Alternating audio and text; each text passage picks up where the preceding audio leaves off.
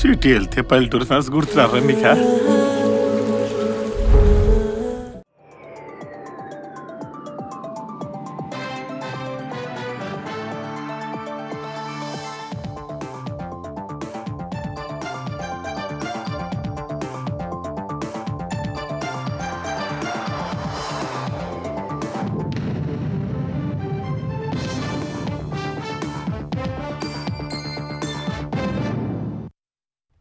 నమస్కారం, ETV news కు స్వాగతం. ముఖ్యాంశాలు. ముంబై నటి కేసులో సీనియర్ ఐపీఎస్ల సస్పెన్షన్. సీతారామాంజనేయులు, కాంతిరాణా, విశాల్ గున్నీపై వేటు, ఉత్తర్వులు జారీ చేసిన ప్రభుత్వం.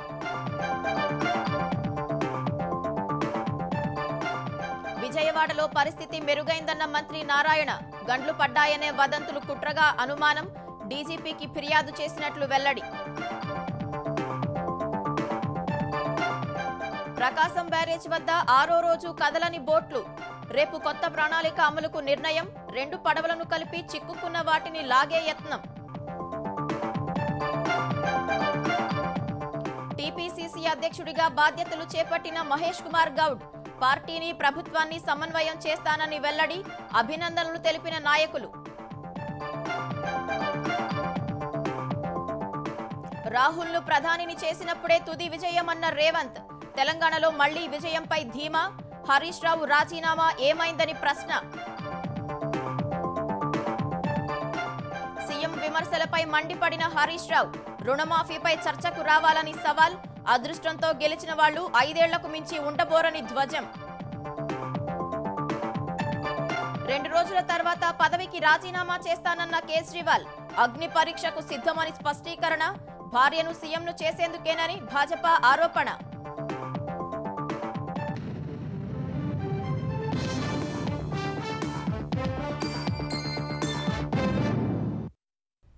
ముగ్గురు సీనియర్ ఐపీఎస్లపై ఆంధ్రప్రదేశ్ ప్రభుత్వం సస్పెన్షన్ వేటు వేసింది. ముంబై నటి అక్రమ నిర్బంధం, బెదిరింపుల కేసులో ప్రాథమిక విచారణ జరిపిన ప్రభుత్వం పిఎస్ఆర్ ఆంజనేయులు, కాంతిరాణా, విశాల్ గున్నీలను సస్పెండ్ చేసింది. ఇప్పటికే ఈ కేసులో ఏసీపీ హనుమంతరావు, ఇబ్రహీంపట్నం సీఐ సత్యనారాయణలను డీజీపీ సస్పెండ్ చేశారు. మరికొందరు పోలీసులను సస్పెండ్ చేసే అవకాశం ఉందని తెలుస్తోంది. ముంబై నటి కేసులో ముగ్గురు సీనియర్ ఐపీఎస్ అధికారులను ప్రభుత్వం సస్పెండ్ చేస్తూ ఉత్తర్వులు జారీ చేసింది. నటి ఫిర్యాదు మేరకు ఏసీపీ స్రవంతిరాయ్ ఆధ్వర్యంలో విజయవాడ పోలీస్ కమిషనర్ సిట్ ఏర్పాటు చేశారు. ముంబై నటి, ఆమె తల్లిదండ్రులు, మరికొందరిని సిట్ విచారించింది. వారి వాంగ్మూలాలు నమోదు చేసింది. అనంతరం ఈ వ్యవహారంపై ప్రాథమిక నివేదికను డీజీపీకి అందించారు. డీజీపీ ఆ నివేదికను ప్రభుత్వానికి పంపారు. నివేదికను పరిశీలించిన ప్రభుత్వం ఐపీఎస్ అధికారులపై సస్పెన్షన్ వేటు వేసింది. అప్పటి విజయవాడ పోలీస్ కమిషనర్ కాంతిరాణా తాత ముంబైకి వెళ్లిన డీసీపీ విశాల్ గున్నీకి, అలాగే అరెస్టు చేసే బృందానికి ముంబై ఫ్లైట్ టికెట్లు బుక్ చేయాల్సిందిగా కేవలం మౌఖికంగానే ఆదేశాలు ఇచ్చినట్లు ప్రాథమిక విచారణలో వెల్లడించారు. ఈ దర్యాప్తును పర్యవేక్షించిన అధికారిగా కాంతిరాణా తాత విఫలమైనట్లు ఉత్తర్వుల్లో ఏపీ ప్రభుత్వం పేర్కొంది. అప్పటి ఇంటెలిజెన్స్ చీఫ్ సీతారామాంజనేయులు ఈ కేసు దర్యాప్తులో అధికార దుర్వినియోగానికి పాల్పడినట్లు తేలింది. ఎఫ్ఐఆర్ ఫిబ్రవరి 2న నమోదైతే జనవరి 31న సీతారామాంజనేయులు, అప్పటి విజయవాడ పోలీస్ కమిషనర్ కాంతిరాణా తాత, డీసీపీ విశాల్ గున్ని తదితర దర్యాప్తు బృందాన్ని సీఎంఓకు పిలిచి సినీ నటిని అరెస్టు చేయమని ఆదేశించినట్లు ప్రాథమిక దర్యాప్తులో తేలింది. 2024 ఫిబ్రవరి 2వ తేదీన ఉదయం 6:30 డీసీపీ విశాల్ గున్ని బృందం ఎఫ్ఐఆర్ నమోదు చేసింది. మరో గంటకే డీజీపీకి ముందస్తు సమాచారం ఇవ్వకుండా ముంబైకి వెళ్లినట్లు ప్రభుత్వం గుర్తించింది. సినీ నటి అరెస్టుకు సంబంధించి డీజీపీకి సమాచారం ఇవ్వకుండా ముంబై వెళ్లడంపై అభియోగాలు నమోదు చేసింది. ఎఫ్ఐఆర్ నమోదైన గంటల్లోనే ఎలాంటి లిఖితపూర్వక ఆధారాలు లేకుండానే అరెస్టుకు నిర్ణయం తీసుకోవడంపై అభియోగాలు నమోదు చేసింది. ఈ వ్యవహారంలో మాజీ ఇంటెలిజెన్స్ చీఫ్ పిఎస్ఆర్ ఆంజనేయులు, అప్పటి విజయవాడ సిపి కాంతిరాణా తాత, నాటి విజయవాడ డీసీపీ విశాల్ గున్ని అధికార దుర్వినియోగానికి పాల్పడినట్లు దర్యాప్తులో అధికారులు గుర్తించారు. ఈ మేరకు ముగ్గురిని ప్రభుత్వం సస్పెండ్ చేసింది. తెలుగుదేశం కేంద్ర కార్యాలయంపై దాడి కేసులో వైసీపీ నేత, మాజీ ఎంపీ నందిగం సురేష్ ను పోలీసులు కస్టడీలోకి తీసుకుని ప్రశ్నించారు. ఈ నెల 5న నందిగం సురేష్ ను పోలీసులు అరెస్టు చేయగా కోర్టు 14 రోజులు రిమాండ్ విధించింది. అప్పటి నుంచి గుంటూరు జిల్లా కారాగారంలో ఉన్న నందిగం సురేష్ ను కోర్టు 2 రోజుల పోలీసు కస్టడీకి అనుమతించింది. ఈ మేరకు ఈ ఉదయం జైలు నుంచి మంగళగిరికి తీసుకెళ్లిన పోలీసులు సురేష్ ను ప్రశ్నించారు. రేపు కూడా సురేష్ ను విచారించనున్నారు. వైసీపీ నేతల మీద అక్రమ కేసులు పెట్టడం లేదని ఆంధ్రప్రదేశ్ సాంఘిక సంక్షేమ శాఖ మంత్రి బాల వీరాంజనేయ స్వామి స్పష్టం చేశారు. గతంలో వైసీపీ నేతలు చేసిన పాపాలే వారిని వెంటాడుతున్నాయని అన్నారు. వారు చేసిన తప్పులపైనే కేసులు పెట్టి విచారణ జరుపుతున్నట్లు వివరించారు. గత ప్రభుత్వంలో వరదలు వస్తే జగన్ వారం రోజులకు బయటకు వచ్చేవారని మంత్రి విమర్శించారు. విజయవాడలో వరద వస్తే ముఖ్యమంత్రి చంద్రబాబు ముంపు ప్రాంతాల్లో దగ్గరుండి పరిస్థితిని చక్కదిద్దారని గుర్తు చేశారు. విజయవాడ వరద పాపం జగన్దేనని మంత్రి బాల వీరాంజనేయ స్వామి ఆరోపించారు. చేసినటువంటి తప్పుల మీద కేసులు చేసి విచారణ చేస్తున్నారు. కోర్టు వాళ్ళు రిమైండ్ పంపించింది, ఎంక్వైరీలు చేస్తున్నారు. మేము ఎక్కడ కూడా అక్రమంగా అరెస్ట్ చేయాలి. ఆయన ఎన్ని రోజులు తిరిగాడండి? ఆయన బాధ్యతలు ఎప్పుడు తిరిగాడండి? గతంలో ఒకటే మాట చెప్పాడు, వరద వస్తుంటే మా కలెక్టర్ చేస్తాం, వారం తర్వాత నేను వస్తాను చేసి పెట్టమన్నాడు. మేము దగ్గరుండి ప్రజలను సామాన్య తీసుకొచ్చాం. కాలువ గట్ల మీద ఉన్నటువంటి మట్టి మీ వాళ్ళు చేసుకుని గళ్ళు పట్టేటట్టు చేశారు. ఆ పాపం నీది, అంతేగాని ఇక్కడ ఎవరు చేయలేదు. నీ పాపం ఈరోజు బయటకు వచ్చింది అంతే. బుడమేరకు మళ్లీ వరద అంటూ జరిగిన తప్పుడు ప్రచారం వైసీపీ చేసిన కుట్రగా అనుమానిస్తున్నట్లు ఆంధ్రప్రదేశ్ పురపాలక శాఖ మంత్రి నారాయణ చెప్పారు. దీనిపై డీజీపీకి ఫిర్యాదు చేశామని తెలిపారు. మరోసారి వరద ప్రభావిత ప్రాంతాల్లో నారాయణ పర్యటించారు. కండ్రికలో జరుగుతున్న పారిశుధ్య పనులను పరిశీలించారు. స్వయంగా ఇళ్లలోకి వెళ్లి బాధితులను పరామర్శించారు. విజయవాడలో పరిస్థితి మెరుగుపడిందని, ఇళ్లలో పేరుకున్న బురదను ఫైర్ ఇంజన్లతో శుభ్రం చేయిస్తున్నామని మంత్రి తెలిపారు. చంద్రబాబు పాలనా దక్షత చూసి ఓరవలేక వైకాపా తప్పుడు ప్రచారం చేస్తుందని ఆయన మండిపడ్డారు. విష ప్రచారాలకు పాల్పడితే చట్టపరమైన చర్యలు తప్పవని నారాయణ హెచ్చరించారు. నిన్న పుకార్లు చేశారు, ఇది వరద వచ్చేసింది మళ్ళా పోయిందని. నిన్న ఈవినింగ్ 7 గంటలకు నేను పేపర్లు టీవీలకు చెప్పా, అయిపోయింది తుఫాన్లు ఎక్కడా నీళ్ళు లేకుండా చేసామని. ఎందుకంటే నిజంగా లేకుండా చేసాం. చెప్పిన 1 గంటకి ఈ పుకారు పుట్టించారు. నేను ఇక్కడ చేసేసి ఇంటికి పోయాను. ఇంటికి పోయే లోపల కలెక్టర్ దగ్గర నుంచి ఫోన్ వచ్చింది, సార్ ఇలా అని. టీవీలో నాకు ఫోన్ చేశారు, ఏంటి సార్ అని. వెంటనే బుడమేరులో ఎంత వాటర్ ఫ్లో అవుతుందంటే 800 క్యూసెక్స్. బుడమేరు కెపాసిటీ 15,000 క్యూసెక్స్ వచ్చినా బుడమేరులో ఫ్లడ్ రాదు. విజయవాడ వరద బాధితులను ఆదుకునేందుకు సీఎం చంద్రబాబు అవిశ్రాంతంగా శ్రమిస్తున్నారని ఎమ్మెల్యే బోండా ఉమామహేశ్వరరావు అన్నారు. విజయవాడ సింగనగర్లో తెలుగుదేశం నేతలతో కలిసి ఆయన చంద్రబాబు చిత్రపటానికి పాలాభిషేకం చేశారు. వరద బాధితులకు సేవలు అందించిన వివిధ శాఖల సిబ్బందిని సన్మానించారు. ప్రజల్లో ఉండేవారే నాయకులు అవుతారని, ఆపద సమయాల్లో ఇంట్లో పడుకునే జగన్ లాంటి వాళ్లు ఎన్నటికీ నాయకులు కాలేరని బోండా ఉమా ఎద్దేవా చేశారు. ప్రజల్లో ఉన్నవాడు నాయకుడు అవుతాడు. ఇంట్లో పడుకున్న జగన్మోహన్ రెడ్డి లాంటి వాళ్ళు ఇంట్లో పడుకున్నట్టే ఉంటారు. ఇవాళ గతంలో 5 సంవత్సరాలు చూసాం, ఏ కష్టం వచ్చినా ప్రజలకి ఏ రోజు తాడేపల్లి గోడలు దాటి బయటకు రానటువంటి ముఖ్యమంత్రి జగన్మోహన్ రెడ్డి. ప్రజలకి కష్టం వచ్చినప్పుడు హుదూదులో విశాఖపట్నంలో కలెక్టరేట్ ఆఫీస్ లో ఉంటాం గానీ, విజయవాడ వరదలు వచ్చినప్పుడు విజయవాడలో కలెక్టరేట్ ఆఫీస్ లో ఉండి విజయవాడలో వరద బాధితులు ఆదుకోవటం గానీ ఒక చంద్రబాబు నాయుడికే సాధ్యం. కాబట్టి తెలుగుదేశం పార్టీ ఎప్పుడు చివరి వరద బాధితుడిని ఆదుకునే వరకు కూడా ప్రజలకు అండగా ఉంటాం. వచ్చే తెలంగాణ అసెంబ్లీ ఎన్నికల్లోనూ గెలిచి మరోసారి కాంగ్రెస్ అధికారంలోకి రావటం ఖాయమని ముఖ్యమంత్రి రేవంత్ రెడ్డి ధీమా వ్యక్తం చేశారు.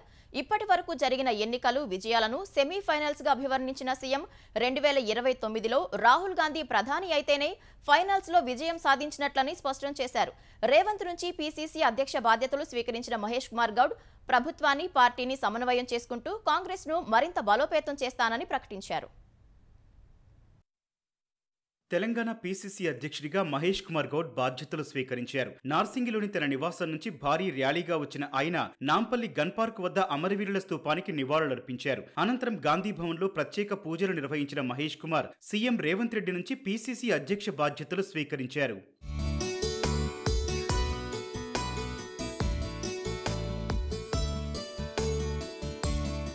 అనంతరం జరిగిన బహిరంగ సభలో సీఎం రేవంత్ రెడ్డి, ఉప ముఖ్యమంత్రి భట్టి విక్రమార్క, మంత్రులు, ప్రజాప్రతినిధులు, నాయకులు, కార్యకర్తలు పాల్గొన్నారు. ప్రభుత్వం, పార్టీ జోడెత్తులుగా సాగాలనే ఉద్దేశంతో అధిష్టానం బలహీన వర్గాలకు చెందిన మహేష్ కుమార్ గౌడ్ ను తెలంగాణ పీసీసీ అధ్యక్షునిగా ఎంపిక చేసిందని సీఎం రేవంత్ రెడ్డి స్పష్టం చేశారు. నూతన పీసీసీ అధ్యక్షుని ఆధ్వర్యంలో ప్రభుత్వ అభివృద్ధి, సంక్షేమ పథకాల్ని జనంలోకి తీసుకెళ్తామని స్పష్టం చేశారు. పార్లమెంటు ఎన్నికల ముందిచ్చిన మాట ప్రకారం 2 లక్షల రుణమాఫీ అమలు చేశామని రేవంత్ చెప్పారు. ఇప్పటి వరకు జరిగిన ఎన్నికలు విజయాలు సెమీఫైనల్స్ గా అభివర్ణించిన సీఎం 2029లో రాహుల్ ప్రధాని అయితేనే ఫైనల్స్ లో విజయం సాధించినట్లు పేర్కొన్నారు.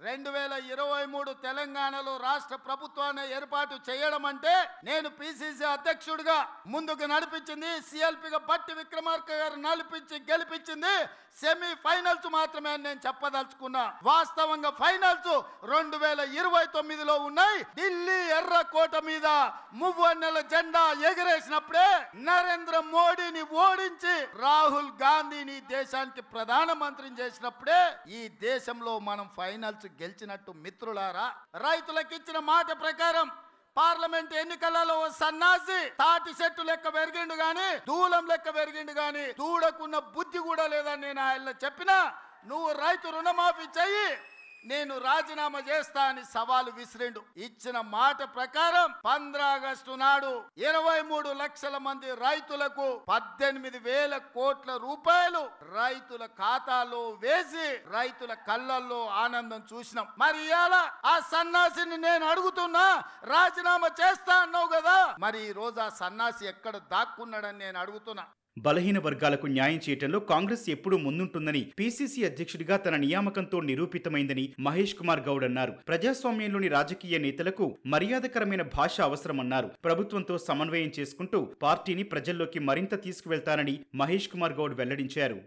కాంగ్రెస్ పార్టీలో గొప్పతనం శ్రీకృష్ణ మాతుడు భగవద్గీతలో చెప్పినట్టుగా మనం చేసుకుంటూ పోతే ఏదో ఒక రోజు తలుపు మనం తడుతుంది.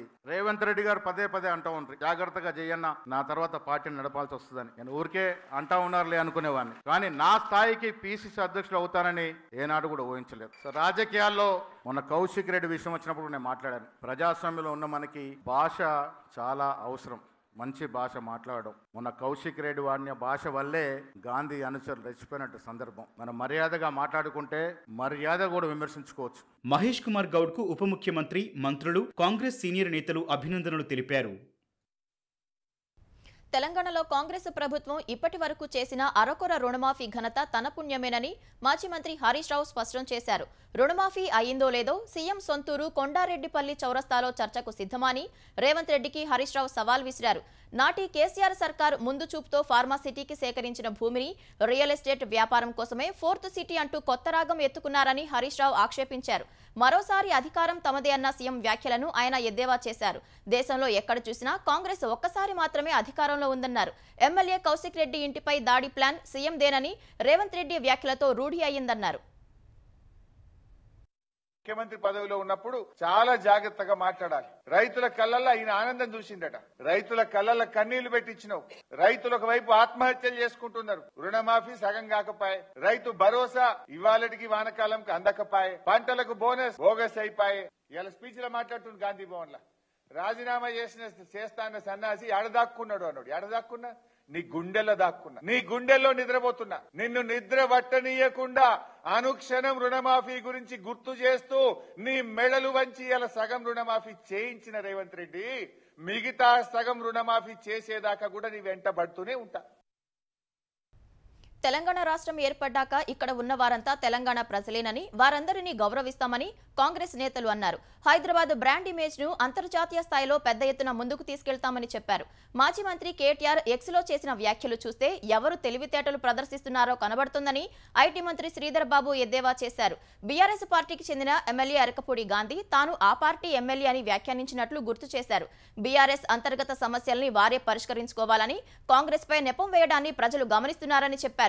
పెద్దపల్లి జిల్లా మంథనిలో గణపతి నవరాత్రి ఉత్సవాల కార్యక్రమంలో మంత్రి శ్రీధర్ బాబు దంపతులు పాల్గొన్నారు. హైదరాబాద్ బ్రాండ్ ఇమేజ్ ని కొన్ని ప్రతిపక్షాలు దెబ్బతీసే ప్రయత్నం చేస్తున్నాయని మరో మంత్రి పొన్నం ప్రభాకర్ ఆరోపించారు. ప్రతిపక్షంలో ఉన్న వాళ్లు బాధ్యతగా వ్యవహరించాలని సూచించారు. ప్రతిపక్షంలో ఉన్నవాడు అధికారంలో ఉన్నవాడి కంటే ఎక్కువగా శాంతి భద్రతలు కాపాడడానికి సహకరించాల్సిన అవసరం ఉంటుంది. కానీ శాంతి భద్రతలు ఉండొద్దు, రాష్ట్రం అల్లకల్లోలం కావాలి, ఘర్షణలకు నిలయం కావాలని కోరుకుంటున్నట్టు అనిపిస్తుంది వాళ్ళు మారు మాట్లాడుతుంటే. ఇదే అంశం మీద శాసనసభలో చర్చ జరిగింది. ఆ రోజు నేను కూడా మాట్లాడినా. హైదరాబాద్ బ్రాండ్ ఇమేజ్ కి దెబ్బ జరిగే విధంగా, కొంత కుట్ర జరిగేటువంటి విధంగా వ్యాఖ్యలు కనిపిస్తూ ఉన్నాయి. మీరు ఒకవేళ నిజంగానే రాజకీయ పరమైన విమర్శలు చేసుకొని కొట్లాడుకోదలుచుకుంటే వినాయక నిమజ్జనం తర్వాత చేసుకోండి, కొంతసేపు విరామేమని కోరుతూ దయచేసి ఎవరు కూడా ఇంక్లూడింగ్ కేటీఆర్తో సహా ప్రకాశం బ్యారేజ్ వద్ద చిక్కుకుపోయిన పడవల తొలగింపు ప్రక్రియ కొనసాగుతోంది. కాకినాడకు చెందిన అబ్బులు బృందం శుక్రవారం నుంచి వాటిని తొలగించేందుకు తీవ్రంగా శ్రమించింది. భారీ పడవకు ఇనుప రోప్ను కట్టి ప్రొక్లేన్ సాయంతో బయటకు లాగే ప్రయత్నం చేశారు. ఒడ్డుకు చేర్చేందుకు 3 రోజులుగా ప్రయత్నిస్తున్నా కేవలం 20 మీటర్లు మాత్రమే బోటు వెనక్కి కదిలింది. ఒక్కోటి 40 టన్నుల పైగా బరువున్న పడవలు ఒకదానితో మరొకటి లంకెపడటంతో 3 భారీ పడవలు కదలడం లేదు. ఒక పడవను బయటకు తీసే క్రమంలో కింద ఇసుకలో చిక్కుకుపోవడంతో ఆటంకం ఏర్పడింది. నదిలో ప్రవాహం పెరగడం వల్ల తొలగింపు సంక్లిష్టంగా మారింది. ఈ నేపథ్యంలో మరో ప్రణాళిక అమలు చేయాలని బెకం సంస్థ నిర్ణయించింది. 2 భారీ పడవలను గడ్డర్లతో కలిపి ఇంజనీర్లు అనుసంధానిస్తున్నారు. ఆ పడవల్లో ఇసుక, నీరు నింపి చిక్కుకున్న పడవలను వెలుపలకు తీసుకొచ్చే ప్రణాళిక అమలు చేయాలని నిర్ణయించారు. విజయవాడ వరద బాధితుల కోసం పలువురు దాతలు హైదరాబాద్లో ముఖ్యమంత్రి చంద్రబాబుకు విరాళాలు అందించారు. GVK foundation chairman GVK Reddy, GV Sanjay Reddy 5 కోట్ల రూపాయలు, కాంటినెంటల్ కాఫీ తరపున చెల్లా శ్రీశాంత్ 1,11 లక్షలు, చెల్లా రాజేంద్ర ప్రసాద్ ఫ్యామిలీ ఫౌండేషన్ తరపున చెల్లా అజిత 1 కోటి రూపాయల విరాళం ఇచ్చారు. Coromandel international limited chairman Arun Alagappa, MD Shankar Subrahmanyam 1,50 లక్షలు, ట్రైజియో technologies private limited MD Vemulapalli Ashok, Rohit Vemulapalli 1 కోటి రూపాయల చెక్కులను చంద్రబాబుకు అందించారు. Laurus Labs founder, CEO doctor Satyanarayana Chava, Nagarani Chhaava 1 కోటి రూపాయలు, చలసాని చాముండేశ్వరి శ్రీరామ్ 25 లక్షలు, అనంతపురం ఎంపీ అంబికా లక్ష్మీనారాయణ 2 లక్షలు, నరసింహారావు 2 లక్షల రూపాయల విరాళాల చెక్కులను అందించారు. దివీస్ సంస్థ 5 కోట్ల రూపాయల విరాళాన్ని మంత్రి నారా లోకేష్ కు అందజేసింది. దివీస్ సంస్థ ఈ నెల 1 నుంచి 8 వరకు వరద బాధితులకు ఆహారాన్ని అందజేసేందుకు అక్షయ పాత్ర ఫౌండేషన్ కు ఇప్పటికే 4.8 కోట్లు అందజేసింది. మొత్తం 9.8 కోట్ల రూపాయల విరాళాన్ని అందించిన సంస్థను మంత్రి లోకేష్ అభినందించారు. ప్రారంభించిన వైద్య కళాశాలల నిర్మాణంలో ఒక్కటి పూర్తి చేయని ఘనత జగన్ ప్రభుత్వానికి దక్కుతుందని ఆంధ్రప్రదేశ్ వైద్యారోగ్య శాఖ మంత్రి సత్యకుమార్ ఎద్దేవా చేశారు. 17 వైద్య కళాశాలల నిర్మాణాన్ని ప్రారంభించిన సగానికి పైగా కాలేజీల నిర్మాణం పునాది దశలోనే ఉందన్నారు. నిర్మాణం పూర్తి కాకుండానే గతేడాది రాజమండ్రి కళాశాల ప్రారంభించారన్న సత్యకుమార్ ప్రస్తుతం 2వ సంవత్సరం విద్యార్థులకు తరగతి గదులు లేవన్నారు. తాత్కాలిక భవనాల్లో తరగతులు నడపాల్సిన పరిస్థితి ఉందన్నారు. పులివెందుల వైద్య కళాశాలలో 48% బోధనా సిబ్బంది లేరని మంత్రి వివరించారు. బోధనా సిబ్బంది లేరన్న విషయం మరిచారా జగన్ అంటూ సత్యకుమార్ ప్రశ్నించారు. గదులు ఎలాగోలా చేస్తాం, పాఠాలు ఎవరు చెబుతారంటూ నిలదీశారు. పాఠాలు మీరు చెబుతారా ప్రొఫెసర్ జగన్ అని సత్యకుమార్ ప్రశ్నించారు. వైద్య కళాశాలల విషయంలో అసత్య ప్రచారం తగదన్నారు. అసత్యాలు ప్రచారం చేస్తున్నారని, ప్రజలు 11 సీట్లు ఇచ్చారన్న సత్యకుమార్ ప్రజాభిప్రాయాన్ని అర్థం చేసుకుని మారాలని హితవు పలికారు. వైసీపీ హయాంలో ఏపీఎస్ఆర్టీసీ నాశనమైందని ఆంధ్రప్రదేశ్ రోడ్డు రవాణా శాఖ మంత్రి రాంప్రసాద్ రెడ్డి ఆరోపించారు. గాడి తప్పిన ఆర్టీసీ కూటమి ప్రభుత్వంలో పురోగతి సాధిస్తోందని వివరించారు. సత్యసాయి జిల్లా ధర్మవరం ఆర్టీసీ డిపోలో 6 కొత్త బస్సులను వైద్యారోగ్య శాఖ మంత్రి సత్యకుమార్ యాదవ్తో కలిసి ఆయన ప్రారంభించారు. ప్రయాణికుల భద్రత కోసమే తమ ప్రభుత్వం కొత్త బస్సులు కొనుగోలు చేస్తుందని రాంప్రసాద్ వెల్లడించారు. త్వరలో ఎలక్ట్రిక్ బస్సులను కూడా ఏపీఎస్ఆర్టీసీలోకి తీసుకువస్తామని మంత్రి చెప్పారు. ఎప్పుడూ లేని విధంగా ప్రతి ఒక్క రోజు 3-4 బస్సులు చొప్పున రోడ్లపైకి వస్తున్నాయంటే మీరు గమనించాలా ఎంత మటుకు చిత్తశుద్ధి ప్రభుత్వానికి ఉందో. రాబోయే 5 సంవత్సరాల్లో ఏపీఎస్ఆర్టీసీకి సుమారు 5,000 బస్సులు ఇచ్చేదానికి మా ముఖ్యమంత్రి గారు ఒప్పుకున్నారు. దానిలలో కూడా ఇప్పుడు 1,400 బస్సులు ఆల్రెడీ ఆర్డర్ మీద ఉంటే ఇప్పుడు 600 బస్సులను మేము రోడ్డుపైకి ప్రవేశపెట్టడం జరిగింది 90 రోజుల్లో. అతి త్వరలోనే 1,400 ఎలక్ట్రిక్ బస్సులు కూడా టెండర్లో పెట్టి ఎలక్ట్రిసిటీ బస్సులు కూడా తెస్తున్నాం. ఇటీవల సంభవించిన వరదల సమయంలో కాంగ్రెస్ సర్కారు స్పందించినంత వేగంగా గతంలో ఏ ప్రభుత్వం స్పందించలేదని తెలంగాణ నీటిపారుదల శాఖ మంత్రి ఉత్తమ్ కుమార్ రెడ్డి అన్నారు. సూర్యాపేట జిల్లా నడిగూడెం మండలం కాగిత రామచంద్రపురంలో తెగిపోయిన నాగార్జున సాగర్ ఎడమ కాల్వ ప్రాంతాన్ని మంత్రి పరిశీలించారు. 2,10,00,000 వ్యయంతో కాల్వ పనులు ప్రారంభించినట్లు తెలిపారు. పనులు వేగవంతంగా పూర్తి చేయాలని అధికారులను ఉత్తమ్ ఆదేశించారు. భారీ వర్షాలకు తెలంగాణ వ్యాప్తంగా 10,300 కోట్ల మేర ఆస్తి నష్టం జరిగినట్లు వెల్లడించారు. నష్టపోయిన ప్రతి ఒక్కరిని ప్రభుత్వం ఆదుకుంటుందని మంత్రి ఉత్తమ్ కుమార్ రెడ్డి పునరుద్ఘాటించారు. ఇండ్ల నష్టం కానీ, రోడ్ల నష్టం కానీ, ఇరిగేషన్ శాఖకు కానీ అన్ని సంబంధించి సుమారు 10,300 కోట్ల రూపాయలు నష్టం జరిగింది. ఇవన్నిటి కూడా మేము ఒక నివేదిక తయారు చేసి కేంద్ర బృందం ఇక్కడ కూడా వచ్చిండ్రు, వాళ్ళకు కూడా నివేదించడం జరిగింది. సరే కేంద్రం నుంచి సహాయం అందుతుందని చెప్పి మేము ఆశిస్తున్నాం.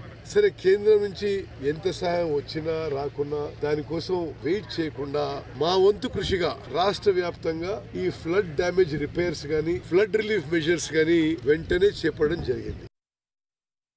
హైదరాబాద్ గణేష్ నిమజ్జనానికి ట్యాంక్ బండ్ పై అధికారులు ఎట్టకేలకు క్రేన్లు ఏర్పాటు చేశారు. ఈ నెల 17న హైదరాబాద్ లో గణేష్ శోభాయాత్ర నిమజ్జనం జరగనున్నాయి. హైకోర్టు ఆదేశాల నేపథ్యంలో హుస్సేన్ సాగర్ లో నిమజ్జనం చేయకుండా క్రేన్లు ఏర్పాటు చేయకుండా చుట్టూ ఇనుప గ్రిల్స్ ను అధికారులు ఏర్పాటు చేశారు. ఈ వైఖరిని నిరసిస్తూ గణేష్ ఉత్సవ సమితి ప్రతినిధులు ట్యాంక్ బండ్ పై ఆందోళనకు దిగారు. వారితో చర్చలు జరిపిన అధికారులు సాయంత్రం క్రేన్లు ఏర్పాటు చేసి నిమజ్జనాల ప్రక్రియను చేపట్టారు. ట్రాఫిక్ ను లోయర్ ట్యాంక్ బండ్ వైపు మళ్లిస్తున్నారు. బాలాపూర్ నుంచి ట్యాంక్ బండ్ వరకు జరిగే గణేష్ నిమజ్జనం శోభాయాత్ర మార్గంలో వచ్చే వాహనదారులకు పోలీసులు ట్రాఫిక్ ఆంక్షలు విధించారు. ఇతర రాష్ట్రాలు జిల్లాల నుంచి వచ్చే లారీలకు సోమవారం అర్ధరాత్రి నుంచి హైదరాబాద్ లోకి అనుమతి లేదని తెలిపారు. ప్రైవేట్ బస్సు ఆపరేటర్లు ఔటర్ రింగ్ రోడ్డు సహా ఇతర మార్గాల ద్వారా వెళ్లాలని పోలీసులు సూచించారు.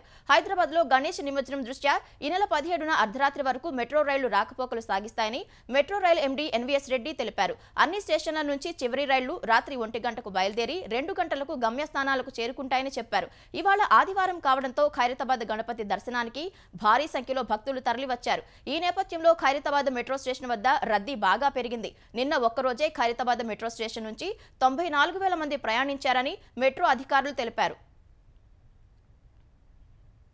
కర్నూలులో వినాయక నిమజ్జనోత్సవం శోభాయమానంగా జరుగుతోంది. 9 రోజులు పూజలు అందుకున్న బొజ్జ గణపయ్యలు గంగమ్మ ఒడికి చేరుతున్నారు.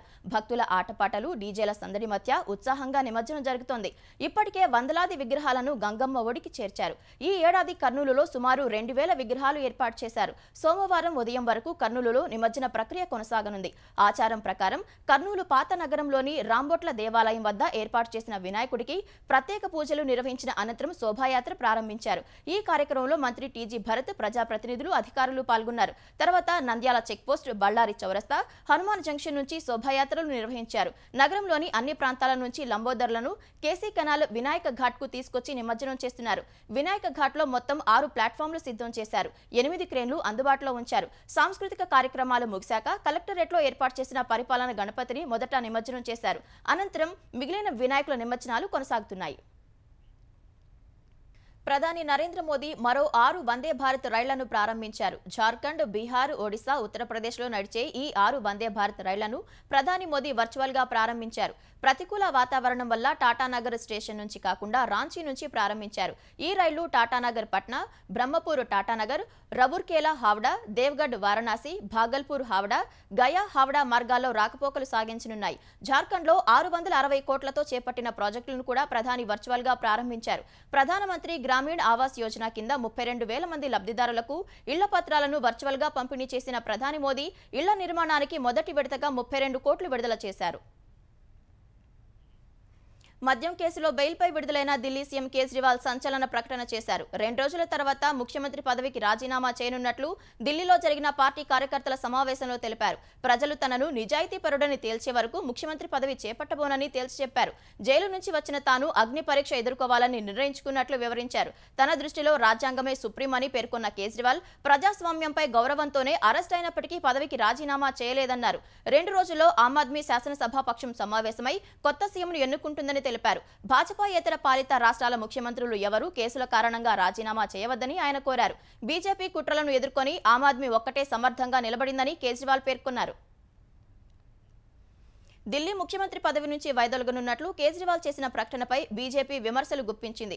కేజ్రీవాల్ ఎమోషనల్ కార్డు ప్లే చేశారని విమర్శించింది. అవసరం నుంచి లబ్ధి పొందడంలో కేజ్రీవాల్ పీహెచ్డీ చేశారని పేర్కొంది.